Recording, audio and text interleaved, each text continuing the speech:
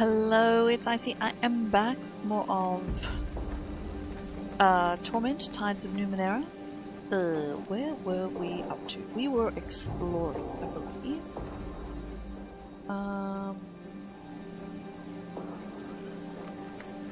Exploring around here. Look, let's go in the gardens, I think.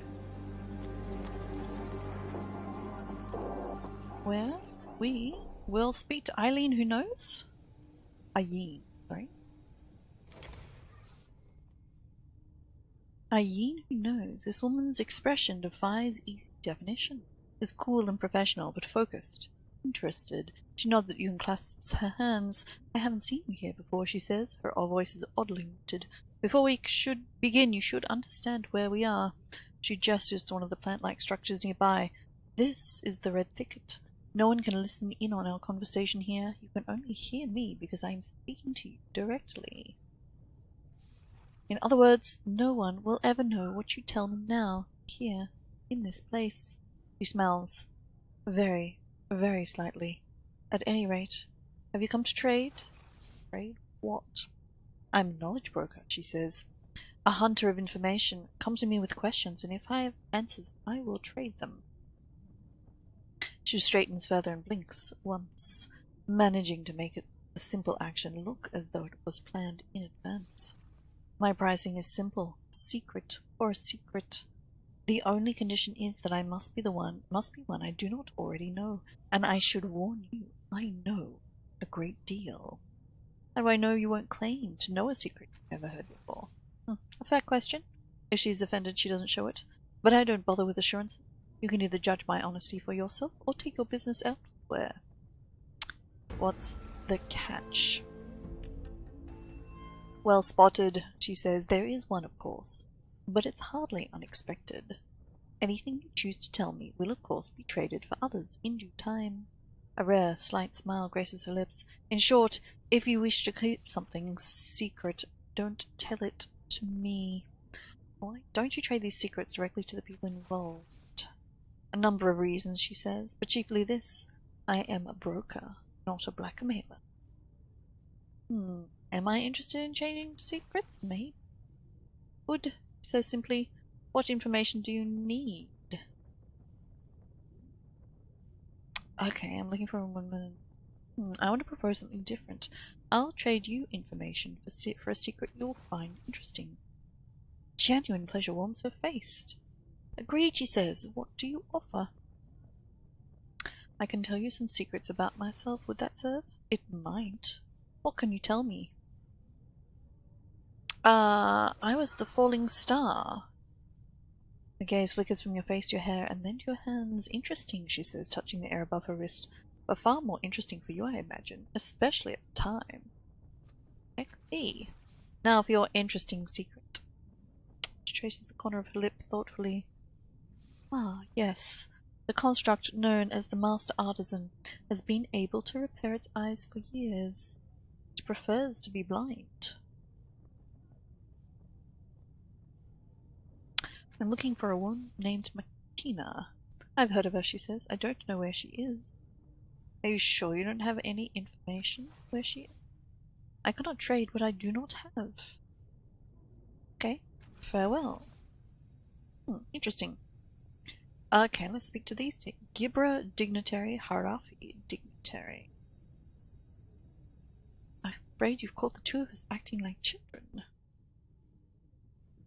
Can't hear a thing I'm saying to my colleague here, can you? No, I cannot. A merchant? Oh, hello, I'll be with you in a moment. Oh, Erathor Bren. The slim man looks to be in good shape, though his face remains hidden within his hood. He carries himself with confidence. His clothing exudes something like smoke that makes him look a bit like a ghost. Perhaps a man who can't be found if he doesn't want to be. Erathor Bren states, Pleasure. I'm a merc, head of Ianthine Spectre Company. What brings you to the Red Thicket? Tell me about your company. We do infiltration mostly, he says with a smoothness that implies he's given this speech before. Sabotage, assassinations, assorted hostile recovery. Sometimes the city hires us to handle local threats, problematic tribes, roaming predators, you name it. Chuckle. Pretty quiet these days. Not like when we got started. Our first big job was a series of assaults in the endless battle. His eyes flick to your tattoo for an instant. What's the endless battle? Really? He says, cocking an eyebrow. All right. It's basically like it sounds, a fight that's given people like me a solid payday for more generations than anyone can count. As far as I heard, it's a scrap between rival factions of the Changing Gods cast-offs. What about? I couldn't tell you, cracks a grin. Getting interested in the why of a war always ends up being bad for business. What did you do in the endless battle? Can't say, he says automatically. Contracts. You understand. All I can tell you is the Chalcedon pays on time, and that's more than I can say for some employers I've had over the years. Besides, one of the best jobs we've ever had. Who's the Chalcedon? Of the commanders on the Changing Gods side, he says, pays well and on time, and that's the extent of my opinion on the matter. Now, my turn for questions. It's not just the tattoo that gives you away. I know you, don't I? Where from? We fight together? Fight each other? What is it? His hand dropped to a pocket near his hip. Tell the truth now. I'll know if you're lying. Try to remember. Oh, I have no things! Oh, I failed. God damn it! Well? You stare at the man's features, the memory slipping in and out of focus through your mind. Eventually it fades, leaving you with nothing. I should have gone and had a sleep and sold that fish I picked up and spent the coins on a bed. I have no idea. Rather stares you down. Something trickles in the back of your mind. This is miserable, he says, scratching your head. I'm going to be running your face through my head all day. What is your group? No, sorry. What is your company doing in Sages? Negotiations, he says shortly. I'm in between meetings with a few council representatives. They may want us for some ongoing work. Bit of a bidding war on right now, to be honest. We're in demand. Then there is something in the satisfaction behind that smile that catches your notice. He isn't just happy at the prospect of a solid payday. It's the smile of a man who believes that everything is going according to plan. Farewell, Irathor. Okay. Fine. Let's talk to Sungolin. I'd like to see what you have to sell. Where's this thing? Where's that fish? Oh, it's only worth 57 to him?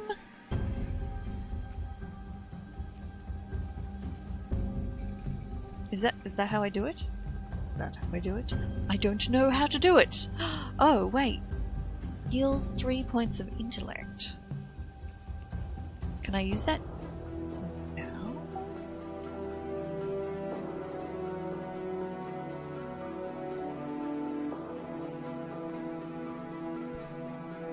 Yes, my money went up to 88. Okay, fine. Cool. Alright. What else is there? I'm sure somebody said that there was somewhere to sleep up here. Word of Truth. Maybe it was just the caravanserai. Okay. Alright, well let's okay, let's talk to this person, because we didn't talk to them yet. Hi. Sigyn. This woman is dressed much like the levies who flank her, but unlike them. Her expression is sober and alert. Her hair is cut short, the corners of her eyes wrinkled with crow's feet. A little swarm of mechanical drones circle around her, buzzing messages into her ears. She whispers replies in turn, and every so often one of them whisks away, disappearing into the city. What is it, citizen? She pauses, eyes darting at your tattoo, then to your face. No, you're the one they called Dan. I heard you were in the city. What? I have a name? What? You sense a sudden wariness in her. It's been 10 years since your last visit. I was too young to know you then, but the drones remember. What do the drones remember about me? On cue, two of her attendants' drones dip close to her ears, emitting a stream of raspy noises that might be some sort of language. You kept to your own affairs, but everywhere you went, the Kiss City held its breath. People deferred to you, even the ones with power and influence. You look the same as you do now, exactly the same. I want to know why, and if you don't mind telling me, I want to know why you're in Sages now. I'm looking for a woman named Martina. The White Death. Her expression goes flat, where her eyes flick to your tattoo again. I should have guessed that. If Martina is the one you want, then you should ask for her in the underbelly. That's the last place any of my drones saw her, and the levies don't venture there. She leans closer and lowers her voice. And if you leave the city afterwards, I'd be very happy if you took her with you. Another drone swoops past, stopping just short of the woman's head. It unleashes a series of raspy buzzes and squawks. She whispers something to it and then glances back in your direction. What was it you wanted? Who are you? Sigyn, captain of the levies. I'm not a levy myself, but I command them. Tell me more about the levies. I'm curious. She gestures at two burly, smiling men to her left and right. They look like identical twins. Soldiers in the council service. They keep order in the city. Her lips purse briefly, but she continues. Every citizen is required to raise a levy for the city's defense. The price is a year of their lives. Do your levies keep every district safe? No, she frowns. Underbelly lives by its own law. Cliff's Edge lives under no laws at all. The levies don't keep order in the underbelly, then who does? A man called Folsom. Her expression is unreadable. I don't know anything about him. And why don't you send them to Cliff's Edge? A lot of homes have been collapsing, and the city hasn't been able to help. Her tone is cautiously neutral. The council believes that the presence of the levies could incite them to violence. How are they raised? Anyone who lives in the city can become a citizen at 16 years of age, or the equivalent, if they're not human. There is only one requirement. They step into the machine at the order of truth, and it takes away a year of the citizen's life. It is uses that year to create a levy. Lowers her voice seemingly for the benefit of the levies standing beside her. That 1 year is all a levy gets. When it's over, they die. The levies seem awfully happy. Awfully happy. A smile and a pleasant demeanor could have 100 explanations, yet this whole city is fooled by them. She shakes her head. I know the levies better than anyone, so the truth is plain to me, though I'd be lying if I claimed to truly understand them. Are you sure the levies aren't happy? They only seem so. Her face is flat, unreadable. They're not. Other questions. Interesting. What were you saying to the drones? They carry my orders to levies all over the city, and they bring reports from the levies back to me. She reaches out a hand, and one of the drones buzzes something unintelligible. A few years back, the Aeon priest found them buried underground and brought them back to life. I learned their language, so our conversations are safe from prying ears. What's in the building behind you? How is it that you don't recognize the seat of government? I know you lived here for a time. To tell the truth, I've lost my memory. You've lost more than that. I've seen images of you through the eyes of drones. 10 years ago you moved differently, carried yourself like a king in the steadfast. Lost your soul, or gained one. I don't mean to be harsh. She gives you a faint smile. Thank you for being honest with me. She waves a hand at the doors behind her. The council meets in there, a representative from every slave family and from some of the guilds, depending upon who's in favour. Hardly anyone goes through the door, though, and they're just a formality. Most people have other ways of getting inside and out. I've never seen a building like this before. What is it? They say it's a ship built by the ancients to sail the void between the worlds. Now the crag grips it tight, like an old husband holds his wife, and it will never sail free again. You don't like Matkina? I don't like assassins, especially good ones. I don't like the temptation they represent to the people in power, to the people I'm supposed to serve. They make it too to solve problems discreetly. She pauses, as if debating whether to go on. She does. I don't like the fact that whenever I scratch the surface of a wound in this city, it leads back to someone with a tattoo like yours.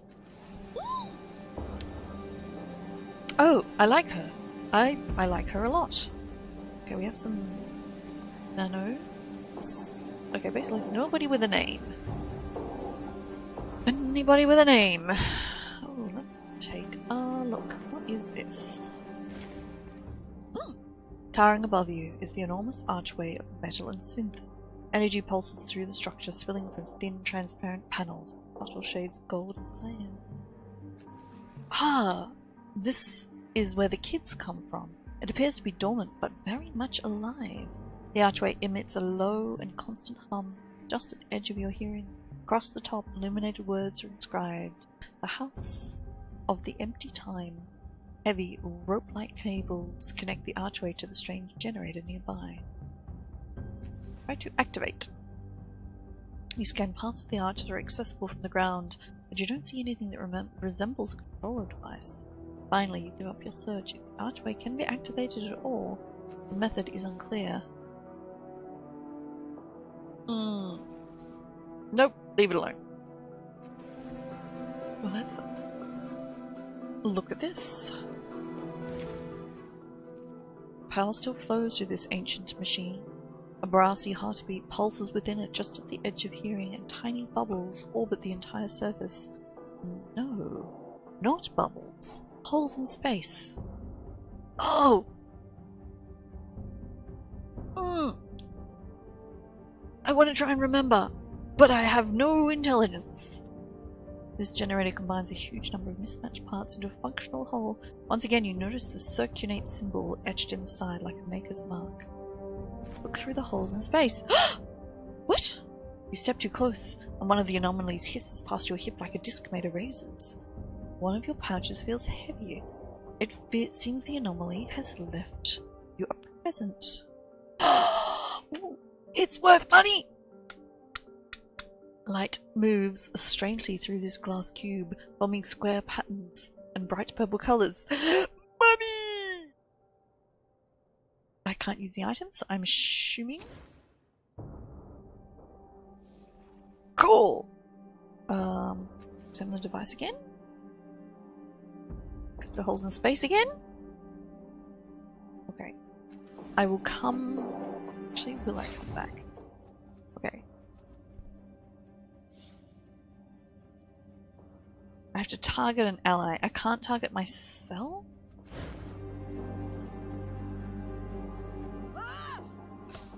Oh! Yes, again. Cool. Because... Let's try and remember. 70%? Sure, let's do it. Succeed! Close your eyes to better concentrate, sinking into the currents of a memory that does not belong to you, at least the body you are in, and you hear a thunderous heartbeat of the operational generator calling you from across centuries. You open cold-focused eyes, ignoring the scream, the drifting tangles of black smoke. Your attention is solely focused on the health of the machine's heartbeat. You reach into the hissing guts of the generator, adjusting, tuning, hoping. The heartbeat bleeds into the present. Your hand, your body's hand, rests on the surface of the now ancient machine. Gather, examine again. Nope. Look through the holes in space again. A sizzling beam shoots out of the hole and strikes you dead in the eye. The eye doesn't hurt in the slightest. Instead, your mind is briefly filled with the mouth-watering image of a slab of grilled something, and the chummy tones of an advertiser's sales pitch in a language you don't recognize. Oh. You lock your eyes on a hole, watching it orbit. Sometimes the building it passes in front of are still here, and sometimes they're on fire. Most of the time, however, nothing lies beyond the hole in the air but the blackened waste and the whirling dust. Utter darkness. Ooh, interesting. Well, that was very interesting. Okay. We found out a lot. I mean, I guess we're gonna go in here.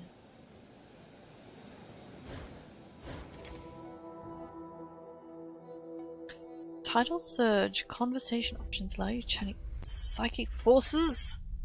Oh, it's very dark in here. Snurf. Nerf, nerf, nerf.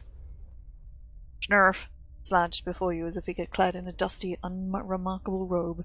Loose folds of rough clothes shift to reveal a vaguely humanoid form with elongated facial features and two elaborate biomechanical arms.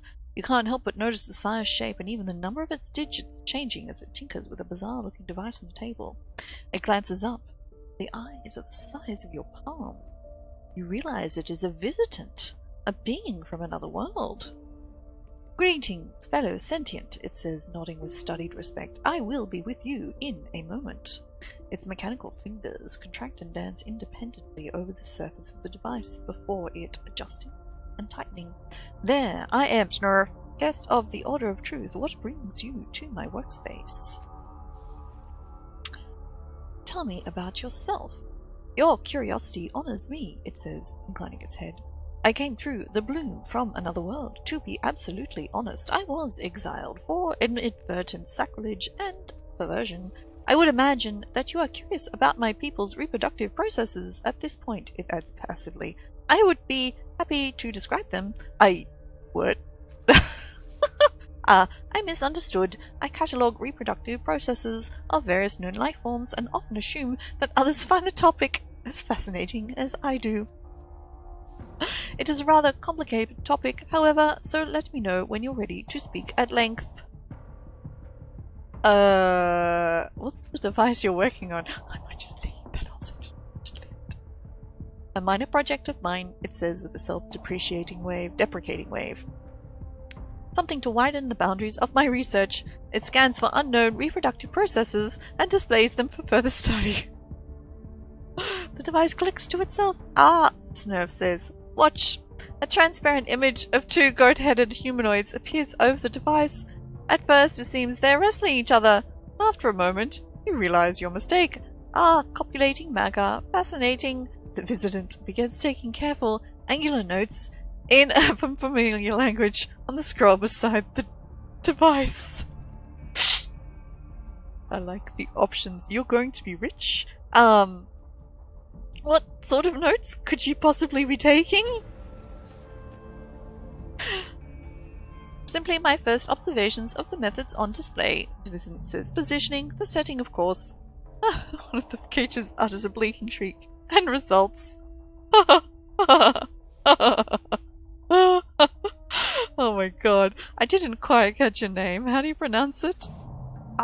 It says. "You are hearing a brief Elysian of my name, it is correct. The majority of the component syllables are untranslatable or beyond human ranges of hearing. I will try to approximate them." It draws a deep breath. "Snella Nagara," with a brief poem about ambient temperature of the dust and the moonlight here. "Gonathas," the world that describes colour similar to blue. "Ramalaraf," it shrugs. "I prefer the name your people hear. My name is all too common where I come from." "Tell me about your arms." "I am not quite sure," it says, raising them for your inspection. Extra digits whirl out of the mechanical palms in a somewhat nauseating wave and disappear just as quickly. "They seem to be as sentient as either of us, but obedient as long as I keep them busy. Otherwise they scramble about while I rest, touching things, picking locks, strangling the odd rodent." Visitant sighed. "I force them to take up knitting."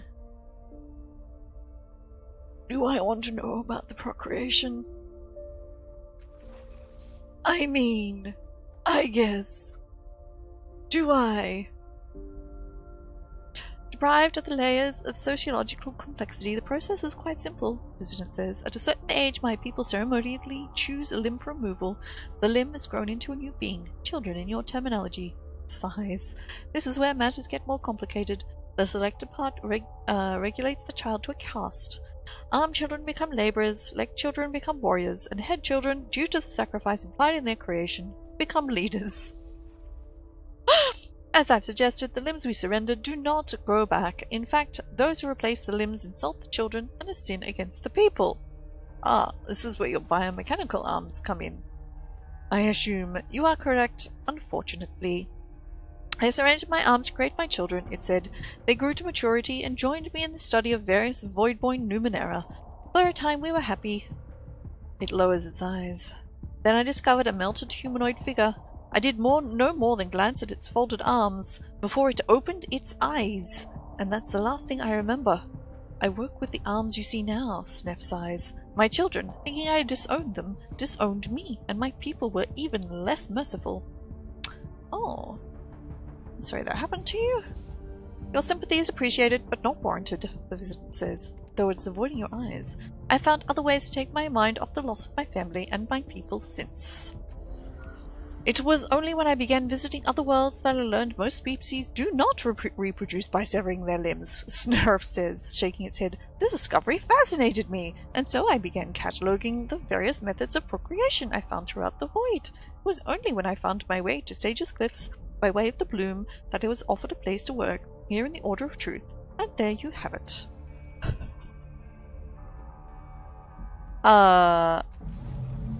Farewell, fellow sentients.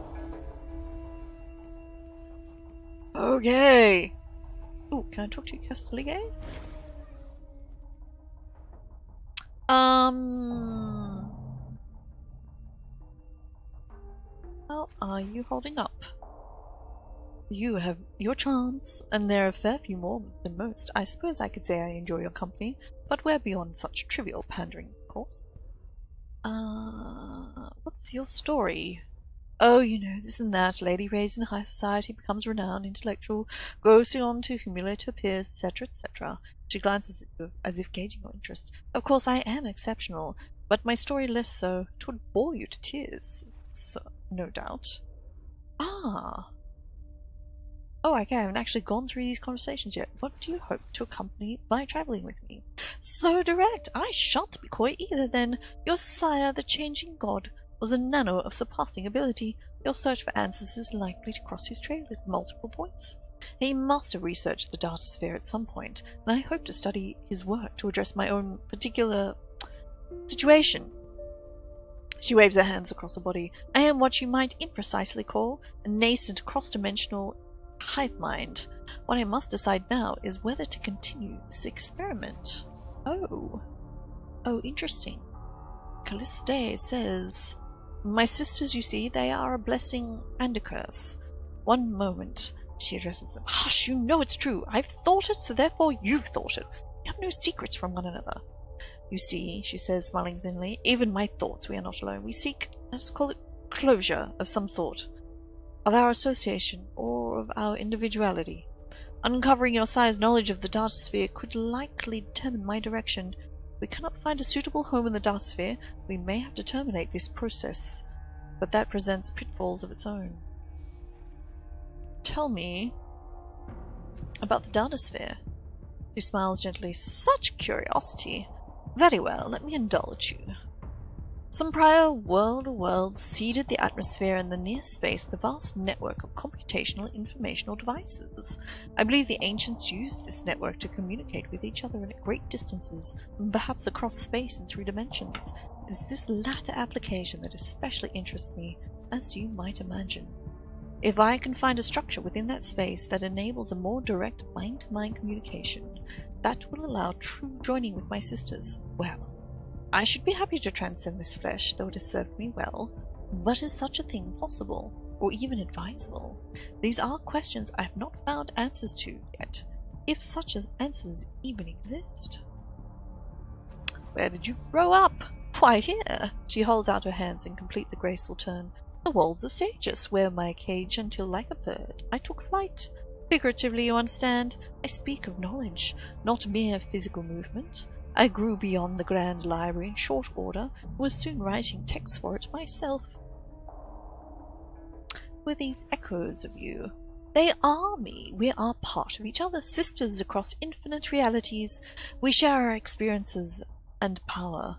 What's that old saying, that experience brings wisdom? Ha! I must be the wisest person in Sage's Cliffs, the wisest across countless worlds. The laughter peals out. How did you meet Allegren?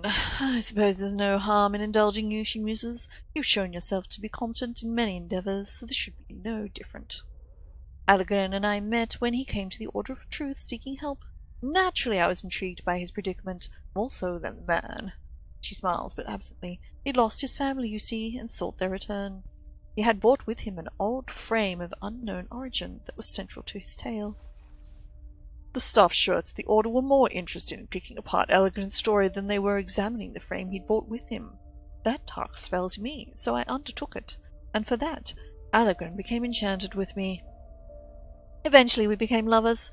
He was pleasant enough in bed, I suppose, though he lacked any real enthusiasm, and the crying. She rolls her eyes turn dramatically across her forehead. This pitiful, childlike snuffling when he thought I was asleep. She shakes her head in disbelief. His family was gone. There was no more he could tell me, and I'd learned nothing worth telling him. You saw the end. I've moved on. Why were you and Allegren together if your relationship was so poor? Guilt, she says, for him at least. He desperately wanted to save someone. For me, it was a matter of necessity. It was my own research that led me to this state, but despite access to 1,000 worlds, I was no closer to achieving my goal, and my sisters were ever closer to plotting my annihilation. She laughs.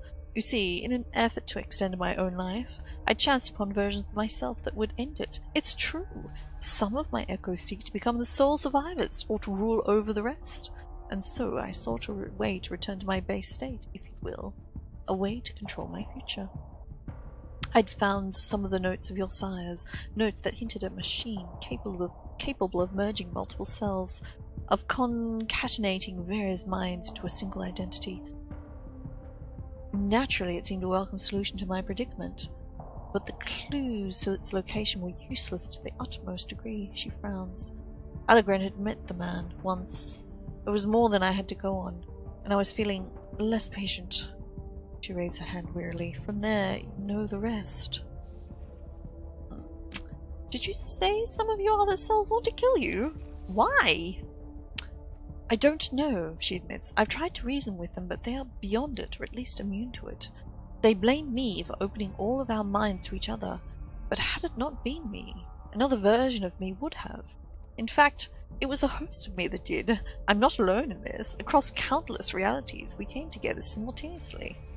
She closes her eyes. I wonder, sometimes, she looks to you as if searching for an answer, would it have been better to be one of the other Callisteges, to have no choice in the matter but be connected, without my prior knowledge or consent, to have my memories, secrets, bared in 1,000 other realities, knowing that they could never be used against me, but aware all the same that they were known? She passes a weary hand in front of her eyes. So I understand those of myself who reject this change. I do. I no more chose to share myself with them than they chose to share with me.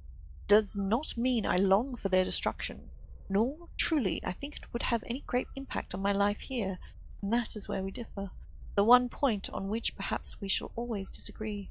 Fortunately, a great many of the others see the matter from my perspective. Let us ask other things.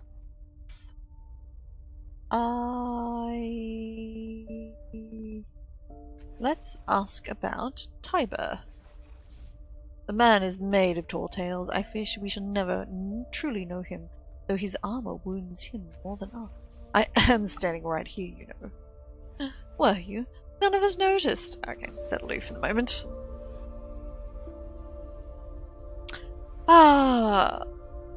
Oh, wait, it's Koro. What's he doing here?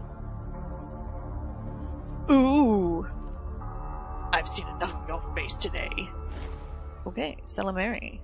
Recognize one of the parties in this one-sided argument. Koro, the Starseeker you met in the reef. He studies his boots, silent and miserable.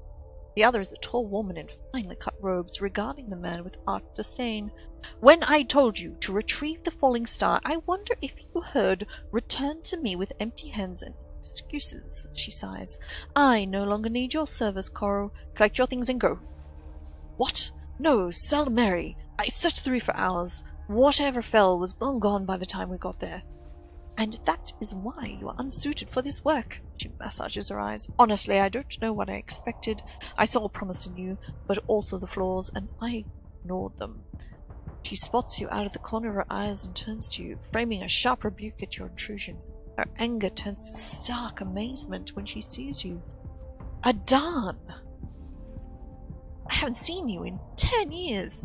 10 years! I cannot begin to imagine what your excuse might be. I'm not, Adan? She blinks once, twice. A smile blooms. You're a cast-off, she murmurs, studying you from head to foot with the appraising, somewhat proprietary eye. Remarkable! This is rather like visiting a house you once owned and seeing new tenants through the windows. I've met members of your little family before, of course, trailing around in that shadow looking for clues or trying to repair the damage. The smile is genuine and somewhat sad. Her eyes linger on you as if looking for any flash of recognition. I can help you if you like, but I need something from you first. I'm not going to agree to anything without more information. Oh, she says, rolling her eyes.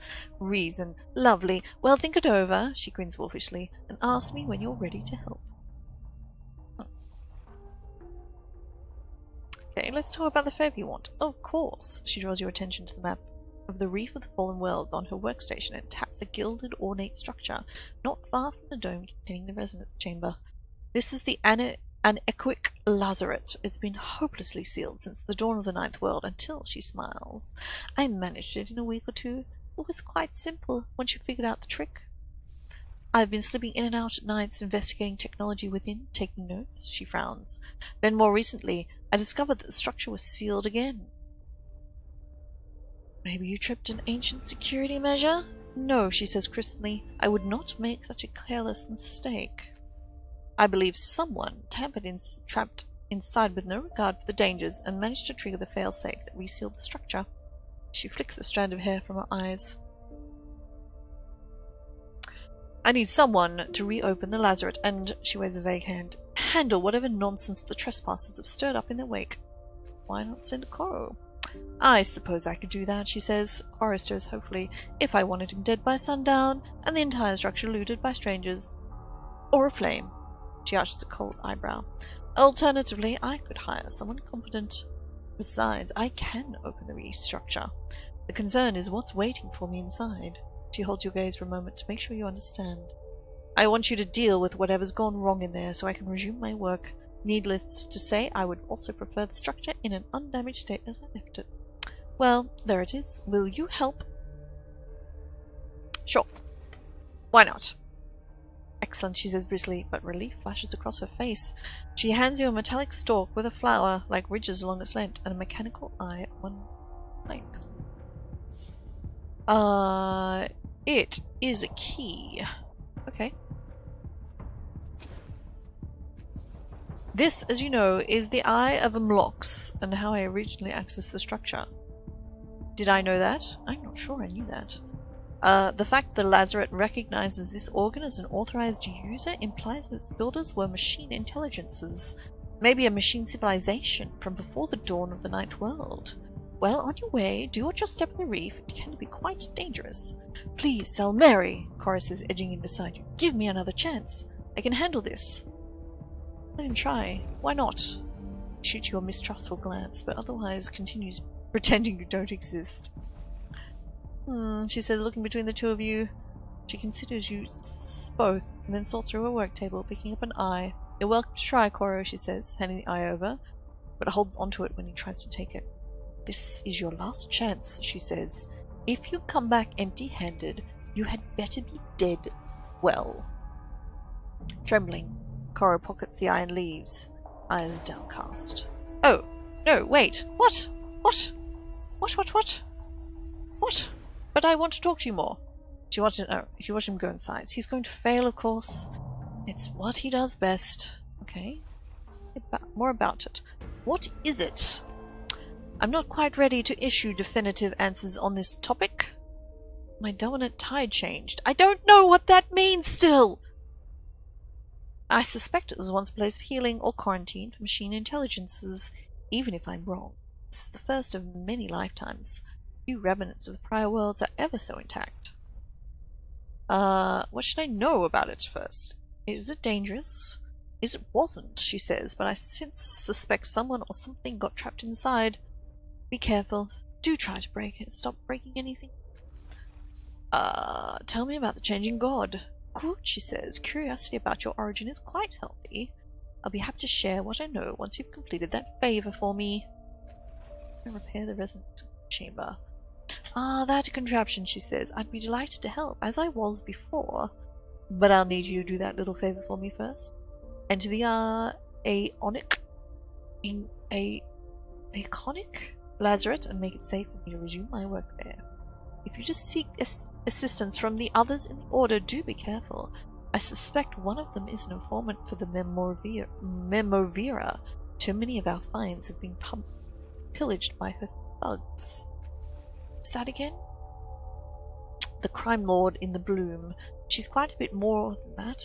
In all the ways that matter, she rules that tangled cesspit. Her spies are everywhere. Hold on. Do you think there's a spy in the Order of Truth? Most certainly, she says, leaning inches, but I let Min worry about that. Spies aren't a problem if you never share your secrets. What do you do here anyway? I study the ruins and remnants of past worlds, she says. When I have time, of course. These days, the Order spends more time helping the city than its own research. Still labouring under lesser minds, dear, Calistige says, running the edge of her thumb along a nail. I've never understood how you put up with it. It's quite simple, Salmeri says with brittle humour. They pay. That helps a great deal. Are you staying with us for long this time? I think not, says Calistige, lending a handful. Busy times ahead, I'm afraid. Farewell. Right. Okay. Is Min of Tan Liang. Let's go talk to Min. Min of Tan Liang is a priest, tall and thin and dressed only in black. Narrow slashes of oil decorate his unlined skin like letters in an unknown tongue. His eyes are harried but alive with intelligent humour. They land on you with a tiny flicker of recognition. Then his gaze moves from you to your companion. Hello, Calistige. Here to work or just visit? The smile you note is just the slightest bit strange. Just a bit of business. Have you ever heard of anything about a resonance chamber, Min? We're looking for a way to repair one. Oh, what? Min gasped. I thought that thing was a myth, and you're trying to repair it? Where is it? In a dome in the reef of the fallen ruins. Really? He says, shaking his head. Amazing! Do you have any piece of the machine with you? No? Oh, what a shame. In all honesty, I focus more on traditionally powered machines. Salomeri has some experience with organic machine construction. You might ask her about it. Tell me about the machine behind you. It makes levies, the guardians of Sages. Our records say that Divactu found a similar device in the ruins of Arcophalasia in the far north. He convinced the city that a local version, a modified one, would be of use. In order to become a citizen, everyone in Sages Cliffs, even the ones born here, gives a year of their lives to the machine. It uses that borrowed time to create a levy. No one should. What if someone only had 1 year to live? Would they die the second they entered the machine? No, he frowns. They never die in the machine, but it catches up with them a few days later. It doesn't happen very often. Sometimes I think the machine actually saves them, prevents them from meeting whatever fate was in store. But not always. At any rate, the levies created by the machine are nearly identical. They only last 1 year. After that, they quietly return to the machine and dissolve into grey gunk. It's incredibly unpleasant to watch, but they don't seem to mind. They deserve more than a year for their servitude. I don't know that they deserve anything, he says. They're not alive in the general sense. They don't ask for time off or complain about the cold. They just serve their time and melt away. Anyway, this machine. Any other questions? Let's talk about something else. Salomeri told me there's a Memovira spy in the Order of Truth. We think so, he says with an irritated glance at Salomeri. But not because we've seen people in dark cloaks creeping about. He lowers his voice, but not enough that the anger buried in it is completely... We've lost dig sight to her thugs. Maybe people too. We can't be sure because we never find any traces of them. He rubs his forehead with the stained hands. We'll catch the spy. Only about a matter of time. What is the Order of Truth? Good question. Chews his lip for a moment, framing his words. We live on the surface of a vast labyrinth of layered ruins, packed with relics and artifacts. Windows into the past. Some people are content to find them, use them, and sell them. But not the Order of Truth, not the Aeon Priests. We want to understand the Numenera, study them, point at them, and argue about them. Now, in the West, the Order of Truth is much bigger than this little enclave. It's a vast organization, led by the Amber Pope. Out there, our words turn the heads of kings. Around here, we occasionally get discounts on equipment from local vendors and a free cup of tea. Not that I'm complaining. How did it end up out here? It was founded 300 years ago by a Vargellan Nano named Divaktu. That's his statue outside. He governed, or you could say ruled, the order with more force than you see in the traditional chapters.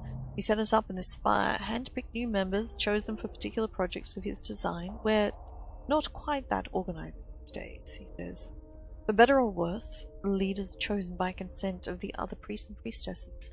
They don't have a say in what everyone works on. They just deal with the politics and the paperwork so that everyone else can focus on their ruinous side projects and hideously dangerous experiments. Which is to say, I'm the leader because I'm the only one who admits we need to eat. Leadership's a lonely path. I wish that were true, he says. I'm rarely lonely. People visit me all the time, usually furious and waving their hands, but someone has to deal with the world outside the wall. Slave families, for some reason, aren't interested in funding the wild, endless experimentation. They like results, especially weaponizable ones. So I review their requests, deflect the crazier ones, and convince my colleagues to work for a living occasionally. He nods at the machine. We also create the levies that guard the city, though that's seen as more responsibility than a favor these days.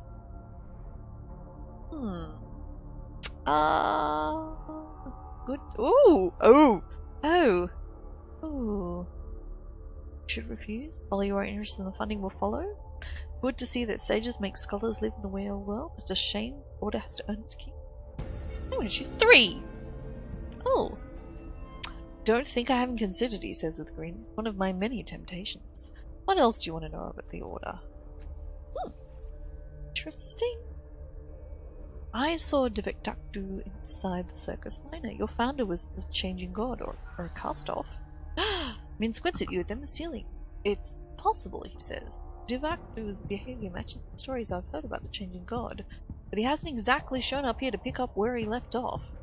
You're right, maybe he just lost interest.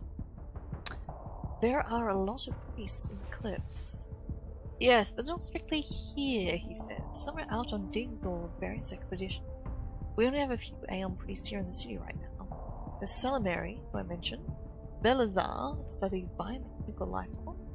Orthfalm is an expert in inexplicable and malicious architecture and should be back soon.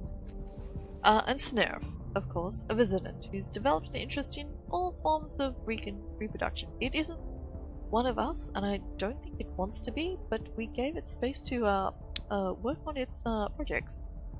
Don't go over there unless you've invented a new way to scrub your memory clean. Also Lang Uring. He's been educated in the order. He's still looking for a discovery that will make him a priest. Let's talk about something else. Nope, that's it. Righty. Well then. Oh hey! Oh hey, that's like one of those boxes I picked up. Ooh. Well.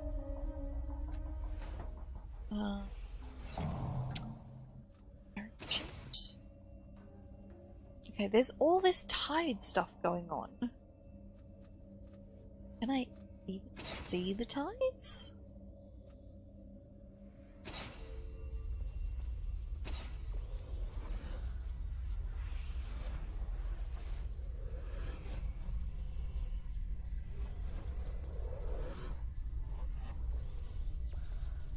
Ah, dominant tide of blue. I have the scholar.